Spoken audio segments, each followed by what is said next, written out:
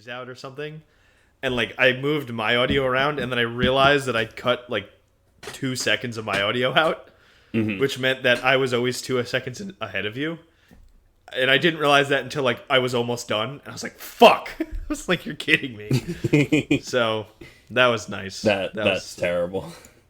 for the listener. The trials and tribulations of content creation, I guess. It's tough. It's a tough life. I'm did streaming we too, right? just cold open? Did we just do that? I guess. You wanna? What's going on, Goblins? This is the You See a Pog podcast. You see a the pair Play and of Pod. goblins play and Brought pod. to you happily by You See a Pog Dan, as well as. And you see a Pog Lucas. I'm the Lucas of the group. That's correct. You're forever and always the Lucas of this Lucas group. So, go ahead. You've had an eventful week, Daniel. Correct. Well, yes, I have had an eventful week. I went to, as I've been saying on the videos that I've posted recently, I went to a paper DMU draft last Friday. And the week leading up to it, I was doing a bit of study. Now, unfortunately, I didn't do as much study as I wanted. Study for me was, I think, 3 drafts, which I would have liked to be more, but, you got to fit it in somewhere. Along with already having a decent understanding of the format.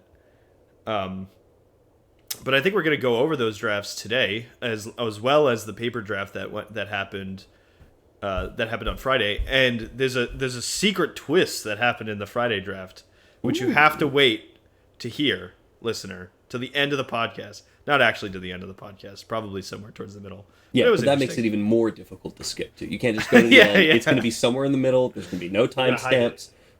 No. You've just got to find it. Now, I posted those draft videos, and I know you've watched them through as well.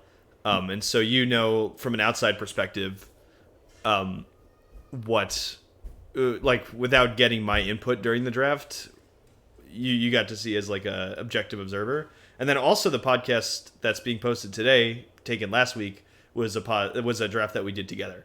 So you get like the best of all worlds. Yeah, we're really turning into a drafting channel. So only temporarily, trust us. Yeah, we'll be back to constructed content soon. But it's been like us going a deep dive into DMU draft just for this one event. And by deep dive we mean like one of the shallower dives you could do. 3 drafts. Anyway, news of the week. I don't have anything specific. Do you have anything? No real news of the week. Previews are coming out soon, so we'll get some news sometime soon. I do have one piece of news, actually, personally. I'm going to a cube tomorrow. Ooh. I have no idea what the cube format is, but we'll find out when we get there. The same group of people that, have been running these like in-person Magic things invited me to go to a cube. That's going to be a lot of fun. Yeah, I'll have to report back on that one, too. Yeah. You may not even be able to show all the cards off on Arena. Probably not, if I had to guess. But I'll still report back. So let's just get into it. I think you want to start just with the first deck. Yeah, the Boros deck is. Okay, so just a bit of a draft summary on this. We started pack 1, pick 1 with the Jaya, and then I think we took 2-drop white creature. I think this Knight of Dawn's Light. And then we just kind of kept getting past like decent 2-drop creatures in white. And so in many ways the deck built itself. We got past a squee like super late. And by super late I mean like maybe 3, pack 3, pick 4, something like that. Yeah, exactly. It was pack 2, pick 4, I think. And it was just about that we got. We got a late Keldon Strike Team, if I remember correctly. Yeah, that was like midway through the 3rd pack, Keldon Strike Team. Yeah, which is just criminal, I think. 2 lightning strikes and some other things just to even it out. A bunch of captain's calls. I like almost shat myself when I accidentally nearly passed this Arganian Phalanx. If you watch the video, you'll be able to see that. I was like going real deep on some other red card, and nearly took it until I realized at the last second that Phalanx was in the pack. Like pack 3, pick 12 or something insane. So we got one of those, and then in the board we got an Artillery Blast, but that obviously doesn't belong in this deck. This Banalish Sleeper would have been great if we had Splash Black, but there was just no reason to. This Balmor we picked up actually pretty early, and I had considered going in like a Jeskai direction, but there was really no reason to. And some other duplicates just hanging out in here. Yeah, the Defiler of extra Dreams. Captain's Call, extra Heroic Charge. That's important to at least mention. Yeah, I'm sure we're gonna get into these. There's a couple, like I said, there's a few duplicates, and I actually had to cut some duplicates to make playables so that I wasn't over. But those decisions I'm sure we'll go over. So that's mostly how the draft went. I think after the draft, but before gameplay, I'd predicted this deck should 7 win. Do you have an opinion on that? I think that we were robbed on this one. I think you truly were robbed, because this is a very good deck. You've got some phenomenal rares, great synergy, and like, the card quality is very good. Yeah, is there any... So one of the things I like to ask myself too is like, what could this deck use, even if it's good, to make it like the absolute nut deck? Like, is there anything that this deck looks like it's missing? Honestly, it would have been nice to get more like 2s and 1s, maybe a second Argavian Phalanx, or just things that are able to like brawl. I guess not 2s and 1s, like really just larger creatures, because we weren't going all in on the Heroic Charge plan. Like, this wasn't like a pump up your team and do everything. We did have like cards like Take Up the Shield, but those aren't really great when you're doing it on a 1/1 and you're not like trading. So bigger creatures would be what I'd be looking for. Totally agree. I would have loved another Phalanx, or even 2 Phalanx, and that would have probably priced me into playing the 3rd Captain's Call. And then another Griffin Protector would have been great, because this card was sick in the games we won. It was like, play Griffin Protector, then play Argivian Cavalier, get 2 pumps on the flyer, get in there. Was a pretty nice play pattern. Same thing with Keldon Strike Team. Griffin Protector, then kick a Keldon Strike Team, pump this 3 times. It's huge. That's exactly. See, that's the actual play pattern I was looking for, along with the pumping of, what's that card? Valiant Veteran, trying to. It's not an anthem when it's really big. Yeah. What is it? Yeah. It's a lord, and then it becomes a lord. Like kind of like an anthem. Like, you exile it until it's put right, a counter on everything. which actually happened in a game to win. So I mean, it's a very relevant ability. Some disappointments with the deck. Squee didn't get to come back, despite him being King Goblin. Wasn't actually that great. Although attacking with Squee, getting a Goblin and pumping the Protector was a thing that happened in a game, which is pretty cool. Phoenix Chick, I don't know if I even cast it. I don't think I ever got it back from the graveyard, unfortunately. Lightning Strike, I don't think ever went face. So there were certain things that I was that just didn't end up happening in game that we still had the outs to do. But Jaya was pretty good. Not great, not as great as I would have liked, but I mean, drawing 2 cards, like the -1 abilities effectively draw 2 cards. -2 was surprisingly helpful. The +1 wasn't awesome, but it was okay. And I think this is just one of those cards that you just gotta play it and see what happens. Yeah. I'm not passing a Planeswalker. I mean, yeah, especially pack 1, pick 1. Of course, you take Jaya. Right. Yeah. But I also think we danced the right way around the draft. Like, the white was flowing. There was so much white, and then the other colors, like there was a little bit of blue passed to us. Honestly, blue seemed pretty open, in general during the draft. Then it was some red getting passed to us. Red was a little dry in the beginning, but overall, I think where you took the red cards, you took what you needed. And when you saw a red card and maybe it didn't that would have improved the deck, and it didn't make it in there, it was fine. Overall, it was, in my opinion, you found the right lines. Yeah, I think I'm happy with the deck I ended up with. I think I even said during the draft that I had no idea what anybody else was in, because just the oddest things kept getting passed to me. I got I think I got a late Lightning Strike. Like I said, Squee, pack 2, pick 4 or something. A really late Keldon Strike Team. It was even if you're not in these in these colors or in these strategies, like late pack 1, mid pack 2, like you should be taking the strong cards. It's like no one was in aggro in my pod. Oh yeah. Like it seemed like we were just getting past card after good card after good card. Every pack had like 3 different aggro cards that would have been good in the deck. Right. So yeah, I thought that was kind of odd, but ultimately I'm not going to complain about the draft portion. I think we ended up in a pretty good spot. Mm-hmm. The gameplay portion was a bit underwhelming. I think I don't, like you said, I don't think I have enough 2-drop creatures. Like I only have 3 2-drop creatures here, and they're all really good, but it's tough to get on the battlefield that way. Well, I will say, one thing I can talk about in terms of gameplay and deck building that I think may have been a different path to go down while we were playing is, I mean, let's look at the board. You had another Captain's Call and another Heroic Charge.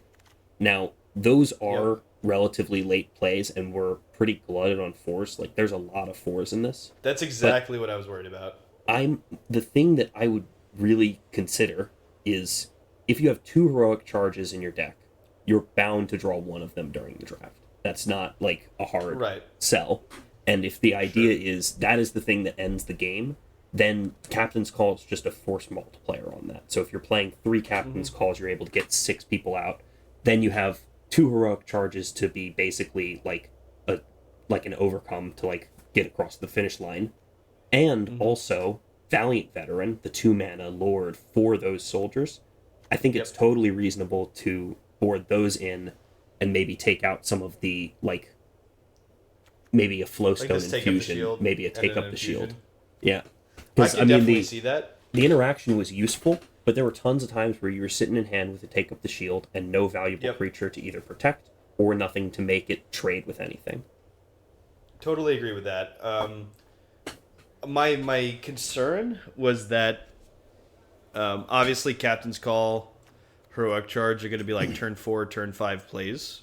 And I was really worried that in this format, because Domain is so good, that like getting into turn 5 with minimal pressure is like, if you're only applying your pressure starting turn 4, pumping on turn 5, trying to win the game on turn 6 or something like that, I was too afraid that the big decks would have already had like turned the corner and had their advantage at that time.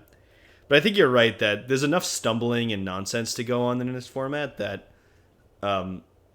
like the game plan of Captain's Call, like Keldon Strike team with a bunch of pumps is probably fine.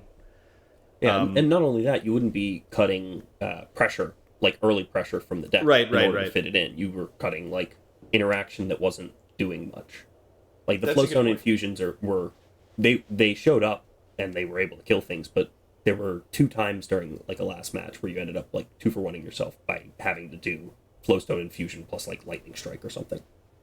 Yeah, well, that was another one of my concerns about the deck, or about I guess this archetype in general, is that it doesn't deal with like one territorial Maru very well. Yeah, which is why I think like Evil, which was this one Destroy Evil is obviously it was great. Yeah, but I did think the being able to combine Lightning Strikes and Flowstone infusions together to try to do that. Sure, it's a 2-for-1, and that's not very good in this format, but sometimes you just got to deal with something big.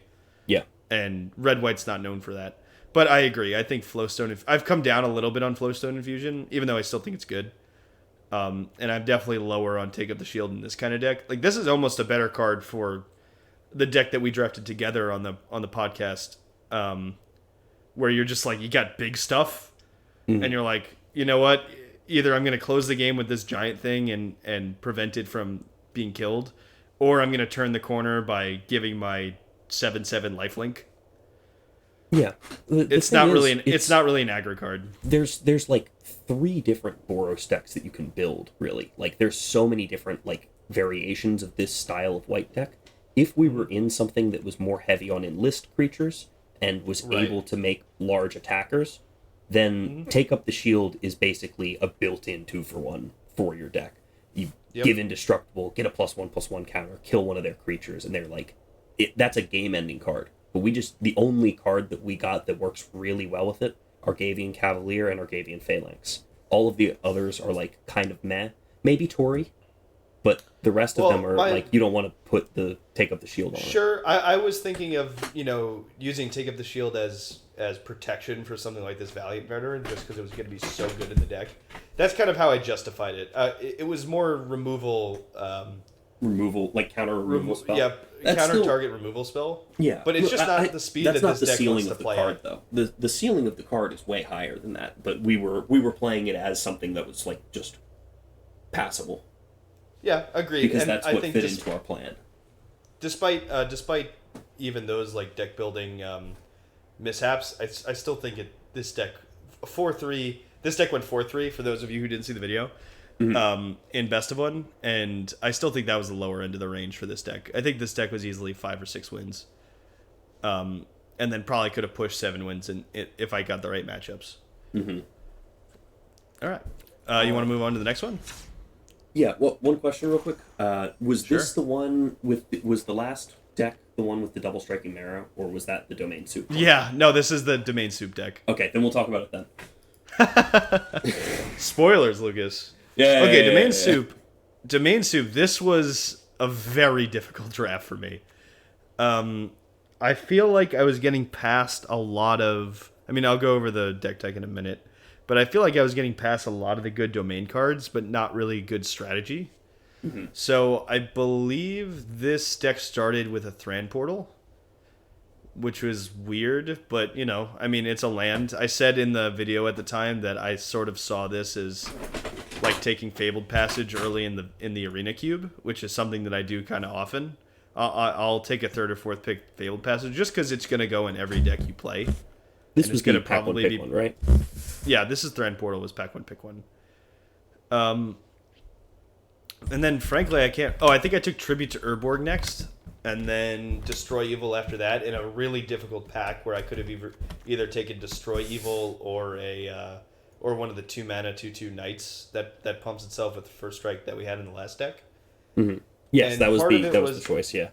Yeah, and part of it was that I knew that like black based or like Esper-ish tempo could have been pretty cool, where we were getting down a bunch of aggressive white and black creatures and then using interaction like Tribute to Urborg and maybe a Tolarian Geyser and something to try to control the board to win the game. But I mean, I had just played an aggressive deck. I thought it was more likely that Tribute to Urborg would have wanted to go in a more control deck. So I ended up taking Destroy Evil. The issue with that draft, I think, was the first 3 packs. Like, the first 3 picks were so underpowered. Like, I ended up first picking Thran Portal. Like, Yeah. like Which over a is just card like- that, like, didn't have much upside. I forget what the other card was. I'm sure I could pull that up, actually. Yeah, we can definitely pull that up. Let's see. My stats. My drafts. My draft. Try again. Thank you. It was this. So I can tell you what was in the pack. Yeah. Oh, you can. Okay, then there you go. Rare Go ahead. was Thran Portal. Then your Okay. uncommons were Joined Forces, Joint Exploration, Rulik Mons. Okay. Then in the common slots, Charismatic Vanguard, which is the 3/2 soldier for 3. Clockwork Drawbridge, 0/3 Defender for 1 mana, for 1 white. And it taps a target creature. Essence Scatter for, Essence Scatter's mana. Phyrexian Espionage, Writhing Necromass, Goblin Picker, Bog Badger. Okay. All those kind of like... And then there was like an Thinking- idyllic beachfront at the end. So Thinking back on it, I think I should have picked one of those blue cards. Maybe Essence Scatter. Or maybe Joint Exploration was probably a better pick there. I find it kind of interesting that we think about this draft differently because for me I was between Thran Portal and Writhing Necromass because Writhing Necromass would have been good also. like a solid card, and I don't think you realized it while you were drafting, but I was watching. There were 4 Writhing Necromasses you could have picked throughout the draft. I would not have realized that. Oh yeah, like the next pack had didn't have it, but the third one did. Then the 5th one did. Then the second pack had another Writhing Necromass. So it could have been like a 4 Writhing Necromass deck. Interesting. Yeah, that would have been a much better direction to go here. That's actually something. That's actually something I was thinking about, like literally during my paper draft. I prefer paper somewhat because it almost forces you to look at every card. I get a little blind because to cards in packs because you sometimes you just have to pick them very quickly, and I'm thinking of what my deck looks like and what's going to wheel and stuff, and sometimes you just miss something. In paper, because you have a literal pile of cards and you're flipping through them one by one, you're much, at least for me, I was much more aware of the stuff that was literally in the pack of cards I was trying to choose from. Yeah, when you see all 9 or 10 of them at once, and it's like eyes glaze over until you see a card that you recognize and like a lot. A little bit, yeah. I mean, and like weirdly, like I recognize cards from their art and not like the specifics of their art, but I'm like, Deathbloom Gardener looks like this, so I know I never have to read Deathbloom Gardener or what it does. I just see the art and know what the card is.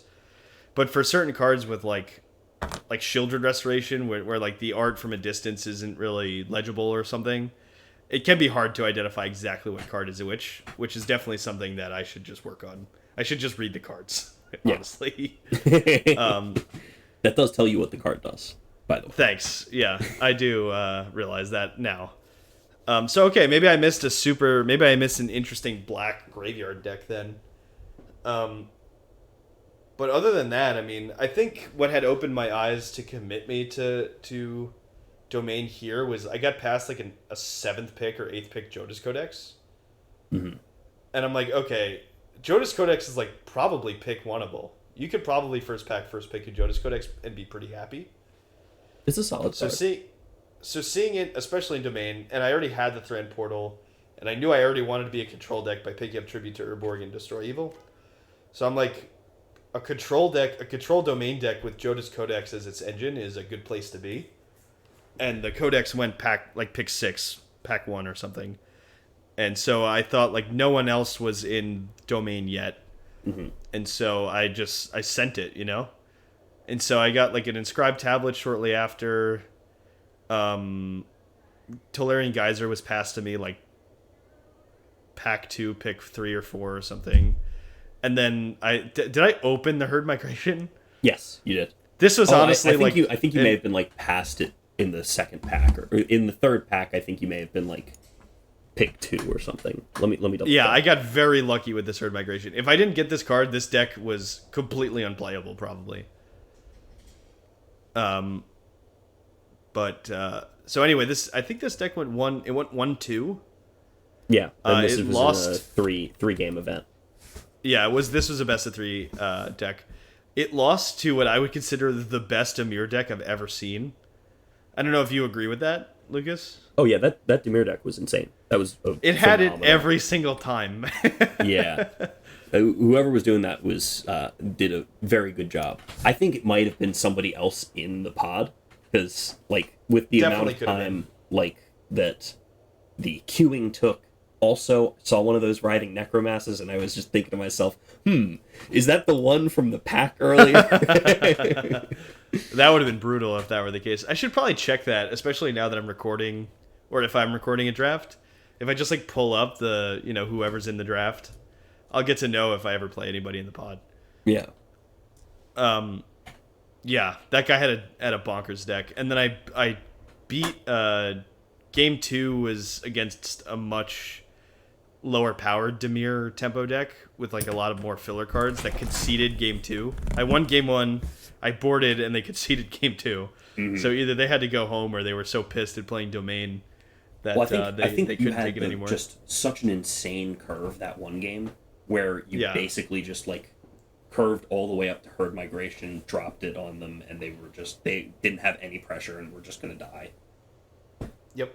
And then game 3, I lost twice to like a Twinferno Gaia's Might or something. Where I was like super close to turning the corner. Yeah, Gaia's Might plus Twinferno to double strike somebody with +5. But like both games. Both games I lost like that. And the last game I had lost to, like I was just about to turn the corner. I think I bounced one of their creatures back to hand to buy me a turn. And literally the last 2 cards in their hand were Gaia's Might, Twinferno. to win. They had like to win the game. They had something. I think I was at 14. They had like 12 power just in their hand. They gave trample to their Morrow, and then they attacked in. Then it was Gaia's Might plus brutal. You can't. No, you can't play around that. You can't play around the last two cards being exactly what the opponent needs to win. But I mean, that also seemed like the deck's game plan. So more power to them. Was just like Jund Domain Stompy with a Twinferno like surprise win in their hand. So I mean, well, for that game in particular, I will say I think that there was the opportunity where you could have been racing at the end there, because you did have that like. When at the end you were like this going down like, oh, is there anything I could have done for these past like 3 turns that could have like made the game outcome be different? The Flowstone Infusion plus what was the name of the card that gave lifelink? I think you had you don't even have that in the deck. I don't know. No, there was a line that I could have taken. That's why I went back through like the last 3 or 4 turns in that game. Because I saw there was a couple different ways I could have played, and there was a line where I won the game, I think. Like I needed to I had Artillery Blast, I think, and Tribute to Urborg, and something else like Tolarian Geyser or something, and I snapped off the Tolarian Geyser at sorcery speed, whereas I could have kept up Urborg and Artillery Blast at instant speed to try to kill their creature after they had cast the Gaia's Might on it, and still kind of won that way. And then I was eventually going to Cruelty of Gix, a Herd Migration or something, and but try at the to win time, that way. The difference between the sorcery speed removal and the instant speed removal seemed like kind of marginal. So like, I was at 14. Use the sorcery speed one. You're at 14. Who cares? Bounce it right. I could have used the card. Yeah. And so I mean, I do think that was the correct play, just because I don't think you could play around exactly what they had. But I think it's useful to go back and see if there were lines that you could have taken. And in that game, I think there definitely was. For sure. Some interesting observations about this deck. Flowstone Infusion, I'm still not like 100% on. I still think it's good. And I think in the 2 drafts I was doing, I think it was going too late. Like, pick 9 or 10. And like, I think if you're even thinking about being in red, like this is like pick 5, 6, 7, 8 kind of card. Mm-hmm. Because I mean, at minimum, it's just removal for an early creature, which is both good for aggro and control. And this Cruelty of Gix was just so punishing to me that game, or just throughout all the games, to be honest, because I just sequenced my lands in a way that just didn't allow me to play this card. The double and most of it was tough. The double black is one thing that I didn't give enough credence to. Like, I knew it was going to be hard to cast, but I figured by the time I wanted to cast it, like, turn 7 or 8 or something, I would have had double black.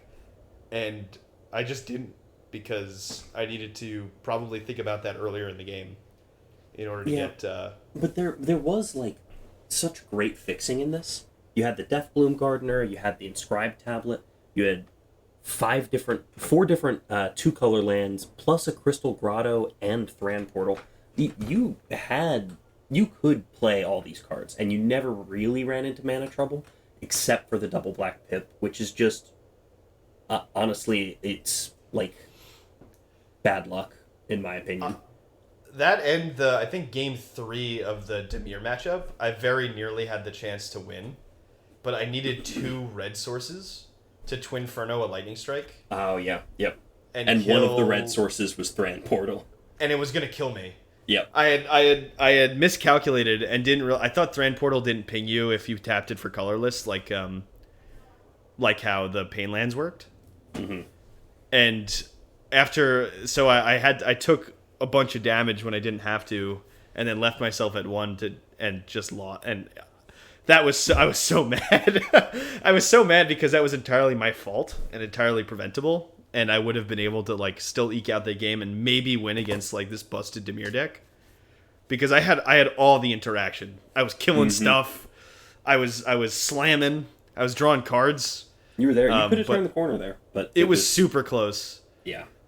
like if I remember the line, it was like I played Deathbloom Gardener with Death Touch to try to like keep them from attacking me, and they Tolarian guys it back to my hand, attacked me, put me to 1.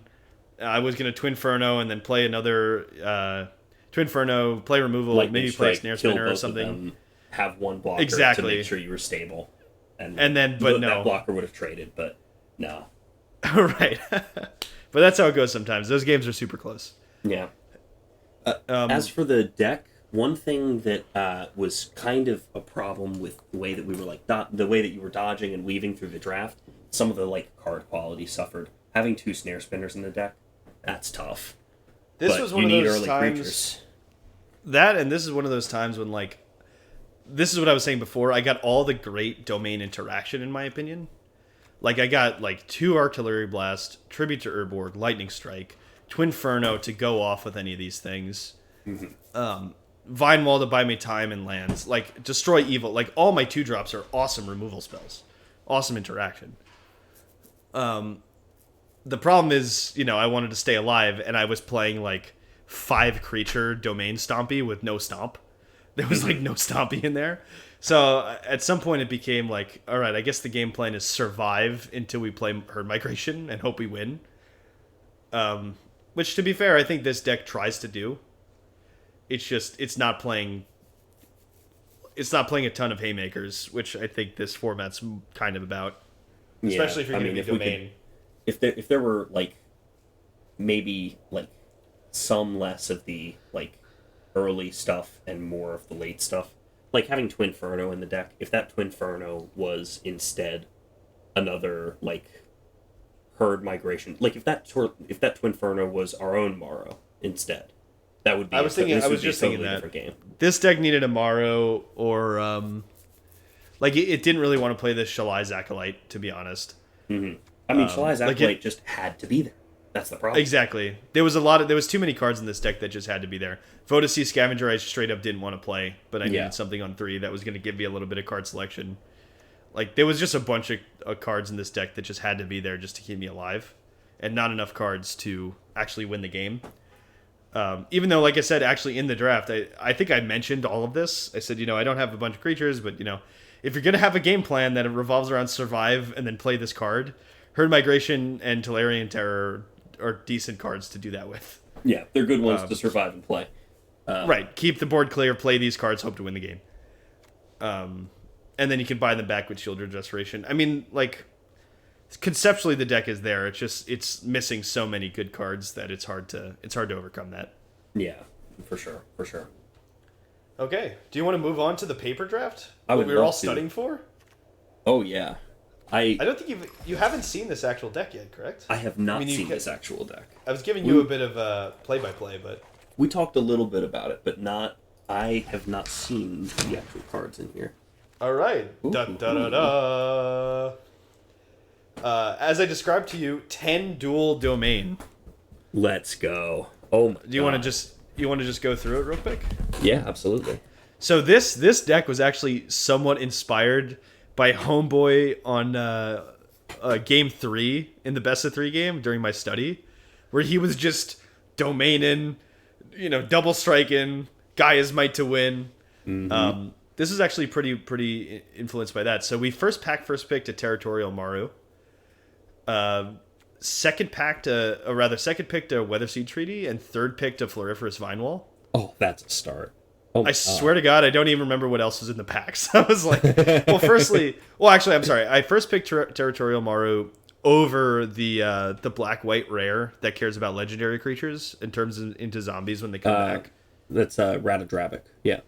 Yeah. That card's sick. Don't get me wrong. It just goes in a very niche deck that's probably pretty tough to put together. Mm-hmm. Where Territorial Maru just requires you have like lands in your deck of any type, and I was pretty adept at playing. Like, I was really starting to get a good feel for how the domain decks worked. So I'm like, I could put together a domain deck. And then getting Weatherseed Treaty Pack 2 was... This is a card I haven't even played with in Arena, I don't think. I don't think I picked one. Mm-hmm.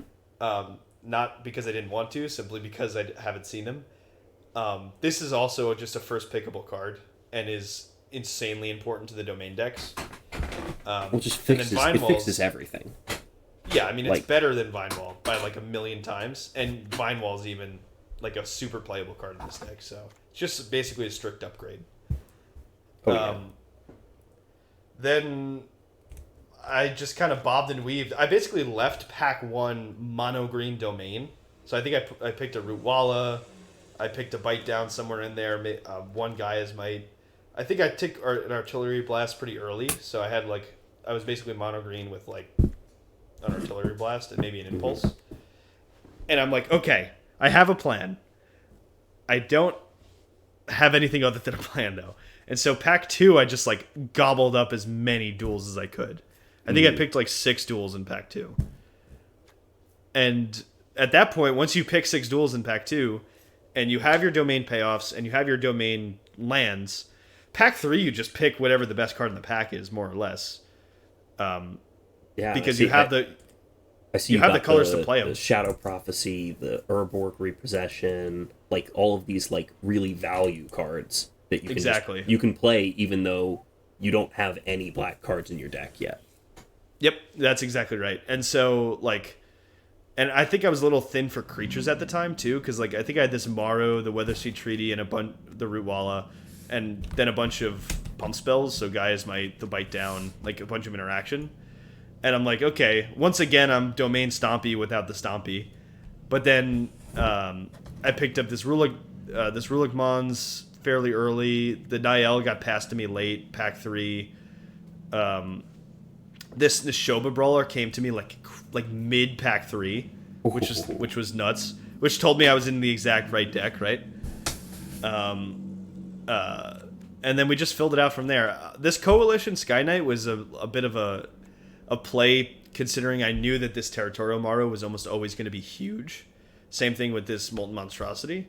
And so in my head, I was like, all right, if we get into a board stall state, we play this Sky Knight, we enlist the Maru, get in for 10 in the air or something like that. I mean, that's a plan. So even though this Coalition Sky Knight's not great, it does have its place in this deck. And I think it did win me a game against green-white tokens, just because the ground was so mucked up and Maru doesn't have trample that you know, playing the Coalition Sky Knight effectively gives this Maru evasion. It's a inclusion I wouldn't have like seen coming, but that makes sense. What's the Charismatic Vanguard? Sorry? The Charismatic Vanguard, which is that in the 3-drop slot?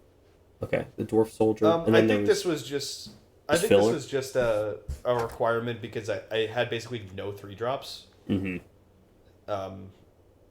And I figured it could enlist with something. Pumping the team was probably fine, especially because I have trample like hanging around. But this isn't a card I wouldn't have like wanted to play otherwise.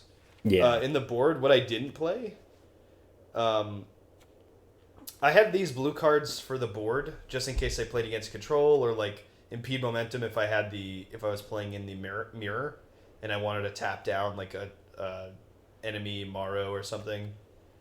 And the rest is pretty standard. I didn't really leave anything out that I didn't want to play. Or I didn't leave anything out that I really wanted to play at all. And that's another benefit. Yeah. Huh? Oh, I'm sorry. I was just saying Managoth Sentry is solid. I like that card. But it is also just a 4-mana 4/4 common. Oh yeah, it's fine. And I think I think like Talus Lookout's a little better here. Your fours are pretty solid. I would have been between that and the Coalition Warbrute.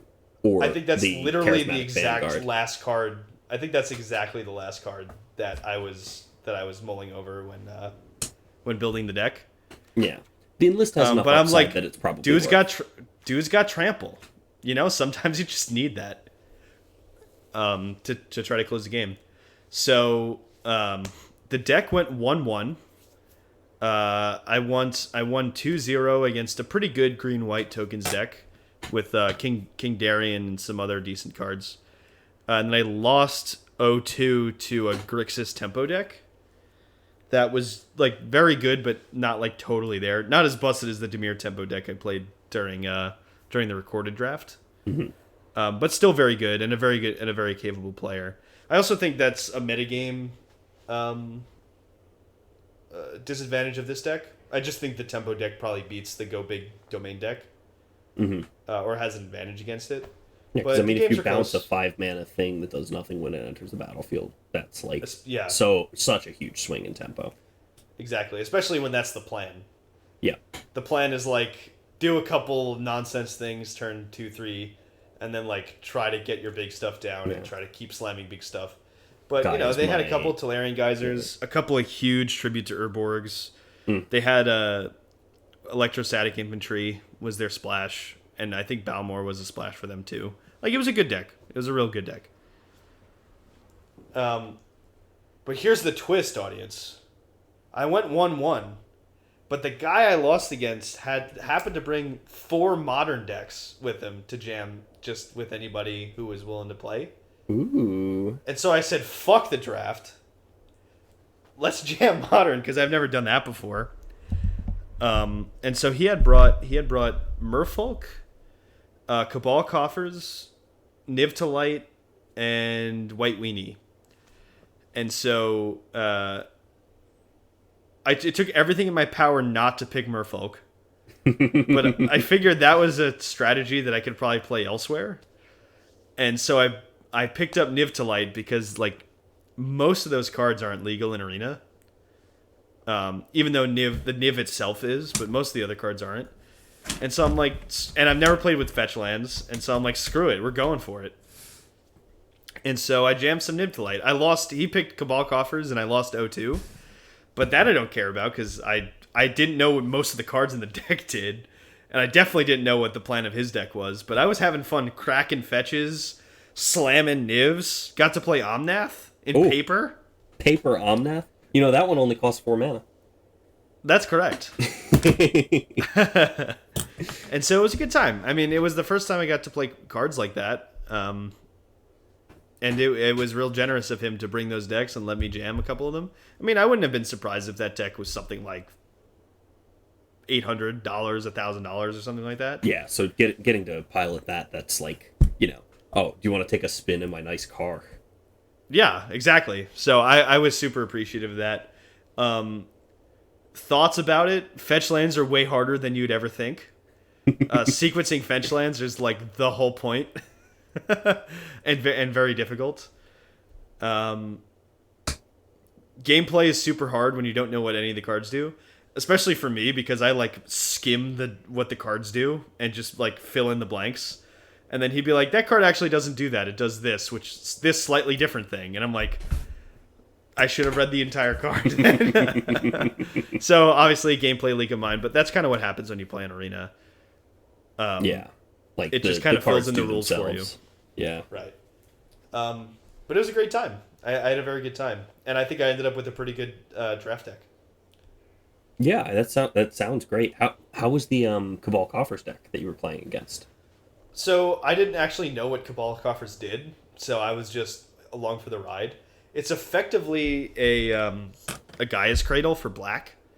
Editor put up Cabal Coffers onto the screen. Oh yeah. And so like the point of the deck is it's a big mana black deck. So it's like setting up a bunch of stuff, then you cast oh no. Well, it's built around Cabal Coffers, which makes a ton of mana because you have a lot of swamps. Plus, which you pay to tap it, and then you add mana equal to the number of swamps you have. Normally, it'll have like Yawgmoth, the land that turns all of your lands into swamps. The Yawgmoth Tomb of Urborg, I think. Yep. Is the name of it? Yep. Because he kept saying Urborg, and I thought he was talking about a different Urborg, the one that I think the one in Arena does something with your graveyard, right? Yeah, well, there's a bunch of Urborg cards. It's just a place. Like we've got Urborg. No, I know, but he kept like, right. And so he's like, I'm gonna do this, and I'm like, I wonder why that's in his deck. And he's like, now I'm gonna make 12 mana, and I'm like, okay. And so it's like the point of his version of the deck, I guess, was to just build to be able to play Grizzlebrand, and then there's also, funnily enough, there's Golos in the deck because there's one land in the deck that you could put 5 mana in and it'll give you Domain out. So there's a couple of those lands in so that you can activate your your Golos, and then I think he killed me with Invoke Despair one game and some other stuff. I mean, deck seemed cool. It seemed like quote unquote underpowered for modern, but he self admitted that all the decks he brought were tier 2 decks because that's what he prefers to play, which is totally cool. And it was just cool to see some cards that like I've seen on a screen before, but never in person. Yeah. And it's also nice that like some of the strategies are similar to decks that we are currently able to play, but they play with much more powerful cards. Like there's a clone of the Yawgmoth there's a clone of Cabal Coffers on Arena that instead of paying 2 and tapping it, you pay 3 and tap it. So for a long time there was a mono black chromatic deck on Historic that was able to do like its best Cabal Coffers impression, but it was nowhere close to the power level of what you can do in Modern. And then, of course, there was also, Pioneer Niv Mizzet, which is just a pile of different spells that are multicolored. And instead of having all of the cool spells that are multicolored, like, Teferi Time Reveler and Omnath being good and et cetera, you end up picking up cards like Bedevil and cards like, Dovin's Veto. Like, they're fine, and this is kind of what we were getting at, like, I think last week or maybe the week before, which is we keep up with older formats because you can use them to influence newer formats or less powerful formats because they do share cards. And yeah, exactly. Like, you could do a lot of these combos in Arena if you really wanted to, and people do. They're good decks. But it is fun to play with, like, the Big Brother version. Yeah. Funny enough, playing with the larger one can. Oh, go ahead. Yeah, I was gonna say, funny enough, like, I picked Nib to Light because I vaguely know what the deck does. I'm like, okay, it's a control deck. We play Bring to Light to go get. We play Bring to Light for 5 colors to go get Nib Mizzet. We could play for 4 colors to go get Omnath. Like, I kind of understood what the interactions of the deck were, but until you pick up the deck and actually play with it, I didn't realize how like intimidating it is to actually do that game plan. Like, even though I knew what our goal was, actually enacting it with cards that you've never seen before or only kind of know what they do is pretty funny. Mm-hmm. So like we were playing like Teferi, like 3 fairy into Omnath, like trying to fetch a Triome that was the correct combination of colors to try to do your whole thing. There was Supreme Verdict in hand to try to like keep us alive. Couple lightning helixes, like it was just like a bunch of nonsense soup that you have to try to piece together in your brain while you're playing the deck.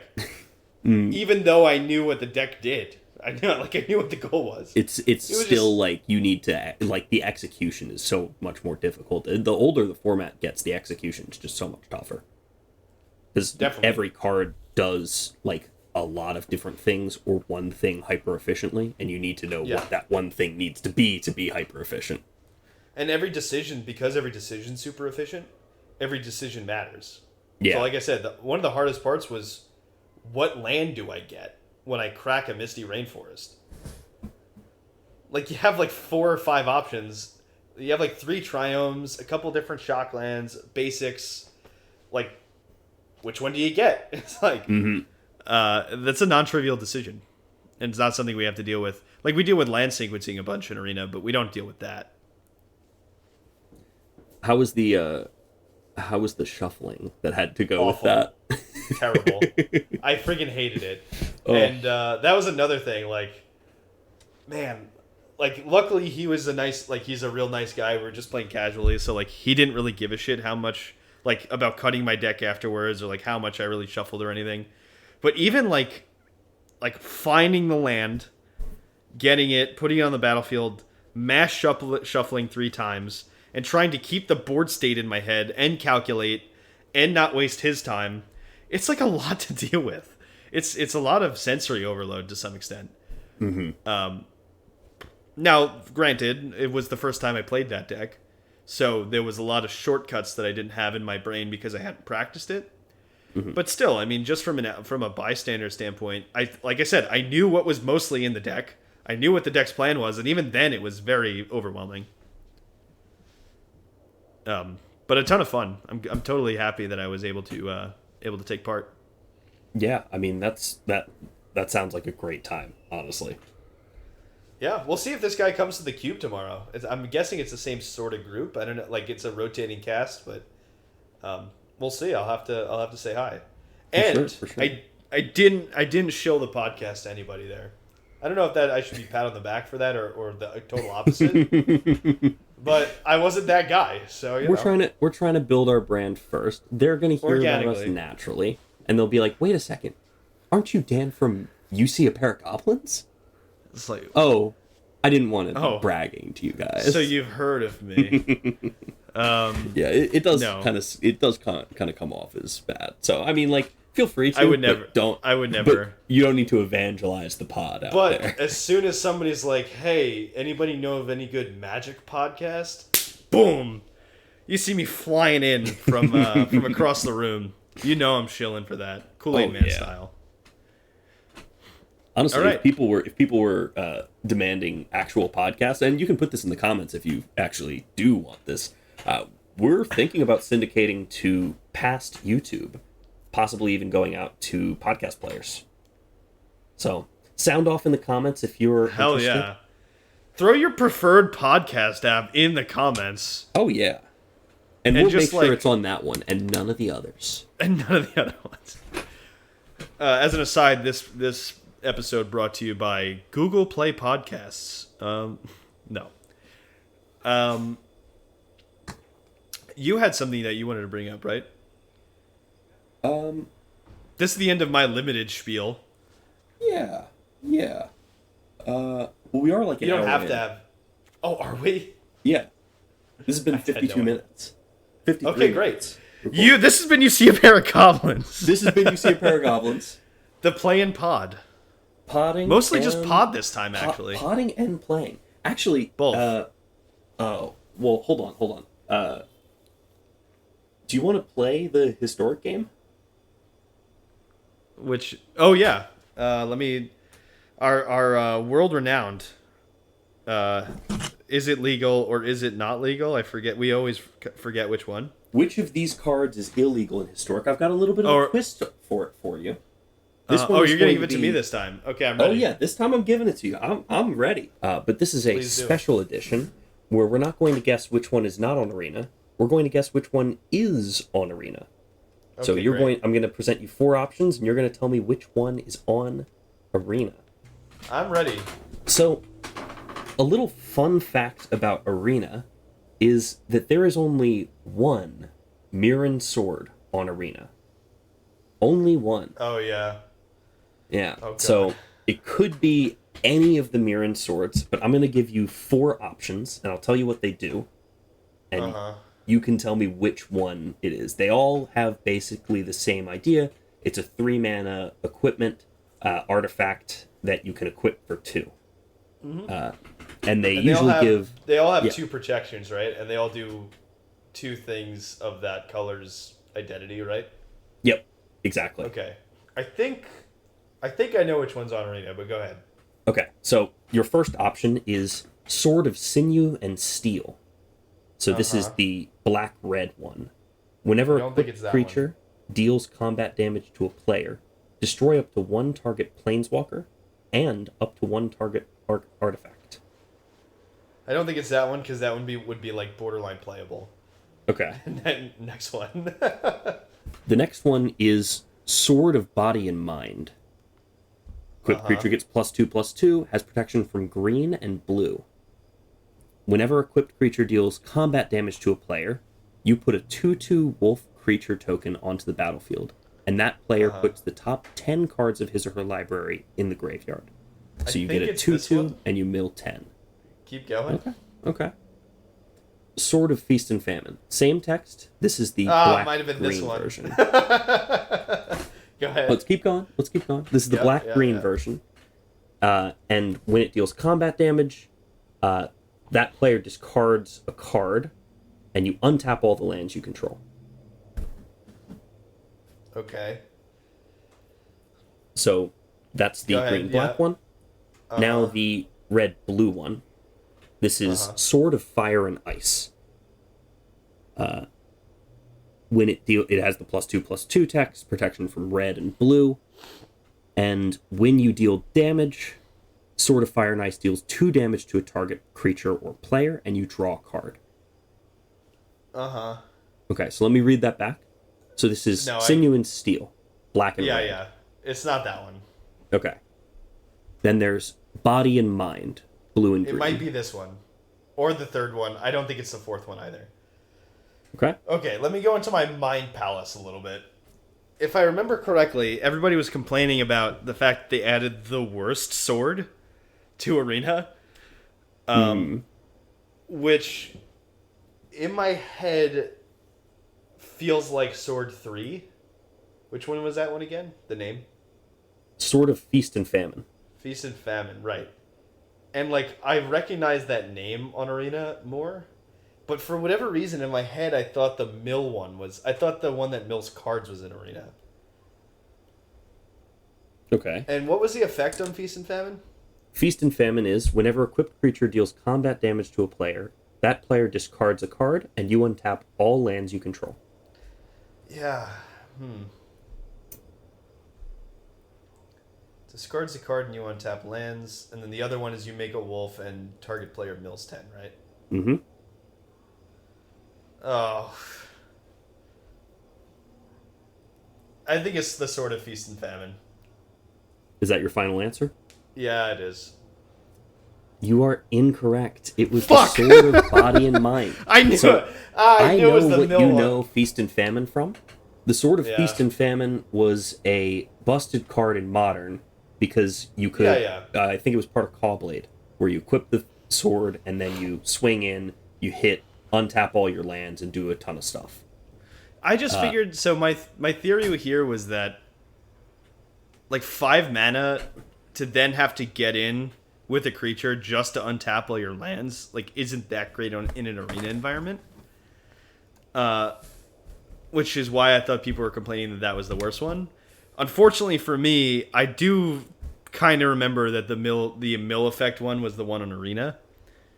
But I thought that one was actually, like, okay. And, like, if you're gonna be in, like, Arena Cube, which I know this one of the, I know the sword is in Arena Cube. But like, mill 10 in limited's good. Get a body is good. So, all right, I'm upset. It's solid. You did good. You did a good job. It was tough. And the Feast and Famine is a very familiar card because it was, like, very popular for a long time. Yeah. Damn it. I should have trusted my gut and went with the one. I'm classically awful at names. I should have just went with the one that didn't rely on it having a name. Which was the effect. I knew the correct effect. I should have just went with that one. Yeah, I'm surprised you ruled out Sinew and Steel so quickly, since that's the only one from a Modern Horizons set. All of the others are old.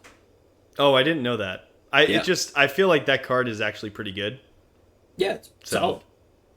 So I was like, nah. I mean, killing a Planeswalker, especially in the metas we're in now. Mm-hmm. If it's got kill Planeswalker on it, I'm at least thinking about putting it in a deck. And so I thought that would have had a little bit more sideboard tech in some capacity in the formats we play.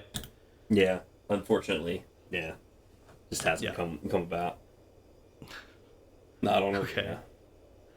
This has been You See a Pair of Goblins. This has been You See a Pair of Goblins with a playing depressing finish.